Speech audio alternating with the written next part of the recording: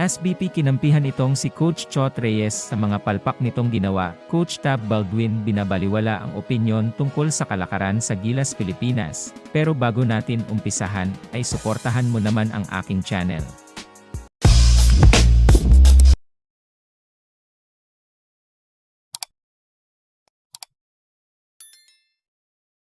Marami ngang nakapuna sa coaching style nitong si Chot sa ating national team, na Gilas Pilipinas. Palpak nga daw ang coaching style nito, hindi marunong gumamit ng player, walang maayos na rotation ng player, ayon sa mga tao, at itong si Coach Tab ay nagsalita na din tungkol dito. Masyado daw nakatuon itong si Coach Chot Reyes dito kay kabayan Jordan Clarkson, at nababaliwala na daw ang ibang player. Sayang nga daw ang ilang player na maayos ang pinapakita, ngunit di nabigyan ng playing time. Dagdag pa nga nitong si Tab Baldwin ay sayang nga daw ang depensa nitong Sir Hens Abando, saktong-sakto nga daw ito para sa Angola, dahil mabilis kumilos ito at kayang-kaya humabol sa mga player ng Angola, ngunit binaliwala nga lang daw ito ni Coach Chot Reyes. Dapat daw baguhin nito ang kanyang coaching style at tignang mabuti ang mga player na naglalaro para makita niya kung sino ang epektibo sa game, bigyan daw lahat ng maayos na playing time, at wag daw masyadong iasa ang lahat kay Clarkson. Ngunit nagsalita na nga ang president ng Samahan ng Basketball ng Pilipinas na si Al Panlilio.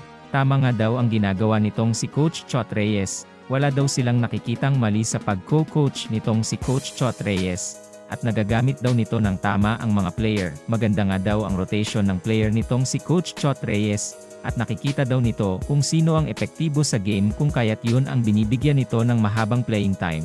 At talaga nga lang daw na malalakas nagkaharap.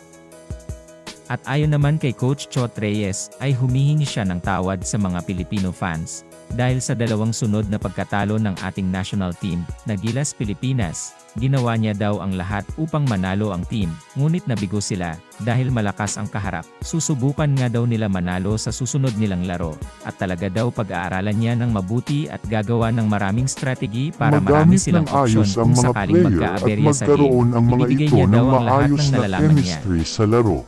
Sa tingin niyo May mga kaibigan, chance kaya tama nga ba ang manalo ang coaching ating style nitong si national Coach team Chot kung Reyes, o mapapalitan dapat na na ang itong head palitan coach ng ng ibang coach Gilas? na mas magaling ang coaching style? Magagamit na Paki-comment kaya ang naman mga kung sino player na coach ang deserving nararapat maglaro ipalit dito at ang kay mga Coach Chot Reyes? nagpapakita na Sana nga magandang ay magtagumpay itong performance si tapos kabayan kay hindi na Soto na pinapasok. masungkit ang kanyang matagal na niyang Comment pangarap na down maging isang below. NBA player. Patuloy Patuloy nga nga natin natin siyang suportahan sa suportahan ang kanyang mga ating paparating na national laban. team sa kanilang huling Sana laro nga sa din ay FIBA World magtagumpay ang Cup mga at Pinoy sa ipagdasal kanilang mga na natin larangan, na at sana ay maiwas sa mga makakuha injury, ang at ating makamitin national sana team nila ng ang panalo gintong at medalya. hindi lang Proud na puro proud kami learning sa inyo. experience Patuloy ang nga nating nakukuha suportahan nito. ang mga kababayan nating Thank naglalaro you ngayon for sa iba't watching. ibang dako ng Please bansa, don't at forget patuloy to nga nating like and subaybayan share ang ang kanilang mga ating laro. mga video.